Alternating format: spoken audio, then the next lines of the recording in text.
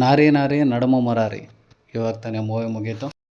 ಶರವನಂದ್, ಸಂಯುಕ್ತ, ಸಾಕ್ಷಿ lead ರೋಲಲ್ಲಿ ಕಾಣಿಸ್ಕೊಂಡಿದ್ದಾರೆ. ಒಂದು ಹುಡುಗಿನ ಇಷ್ಟಪಟ್ಟು ಲವ್ ಮಾಡಿ ಇನ್ನೇನು ಮದುವೆ ಆಗಬೇಕು ಆಗೋ ಹೊತ್ತಲ್ಲೇ ಎಕ್ಸ್ ಲವರ್ ಬಂದರೆ ಹೆಂಗಿರುತ್ತೆ, ಅದೇ ಮೂವಿ ಕತೆ. ಪಾಸ್ಟು ಪ್ರೆಸೆಂಟು ಇವೆರಡನ್ನ ಹೀರೋ ಹೇಗೆ ಹ್ಯಾಂಡ್ಲು ಮಾಡ್ತಾನೆ, ಹ್ಯಾಂಡ್ಲು ಮಾಡೋ ಬರದಲ್ಲಿ ಆ ಕತೆ ಎಲ್ಲಿಗೆ ಹೋಗುತ್ತೆ ಅನ್ನೋದನ್ನು ನೀವು ಮೂವಿ ನೋಡಿಕೊಂಡೇ ತಿಳ್ಕೊಬೇಕು. ಕತೆ ಹಳೇದೇ ಇದ್ದರೂ ಅಲ್ಲಿ ಬರೆದಿರೋ ರೈಟಿಂಗ್ಸಿಂದ, ಸ್ಕ್ರೀನ್ ಪ್ಲೇಯಿಂದ ಹಾಗೂ ಸಿಚುವೇಶ್ನಲ್ ಕಾಮಿಡಿಯಿಂದ ಸಿನಿಮಾ ಹಿಡಿದು ಕೊಡಿಸುತ್ತೆ.